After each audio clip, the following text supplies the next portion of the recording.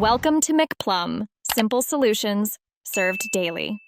In this video, I will show how to make bread milk toast. First, let's gather our simple ingredients. You'll need 2 slices of bread, preferably a soft white or brioche. We'll also use 1/2 cup of whole milk, 1 tablespoon of unsalted butter, and just a small pinch of salt. These basic items are all you need to create this comforting and delicious treat. Make sure everything is ready before we start cooking. Now, let's prepare the bread for cooking. Take your shallow dish and pour in the 1/2 cup of whole milk. Stir in that small pinch of salt to evenly distribute the flavor. Carefully place 1 slice of bread into the milk, allowing it to soak for about 10 to 15 seconds on each side. You want the bread to absorb the milk and become soft, but not completely soggy.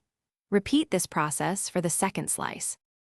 It's time to cook our delicious bread milk toast. Place a non-stick pan over medium-low heat and add the 1 tablespoon of unsalted butter. Once the butter has melted and is gently sizzling, carefully transfer your soaked bread slices into the pan. Cook each side for approximately 2 minutes, or until it achieves a beautiful golden brown color and a slightly crispy exterior. Be patient. Low and slow is the key here for perfect results. Your bread milk toast is now ready to enjoy.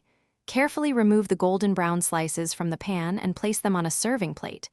This toast is best enjoyed immediately, while it's still warm and comforting. If you like, you can add a light drizzle of honey, maple syrup, or a sprinkle of cinnamon for extra flavor. This simple, yet incredibly satisfying dish is perfect for breakfast or a cozy snack. Enjoy every bite. Thanks for watching. Stay juicy and subscribe.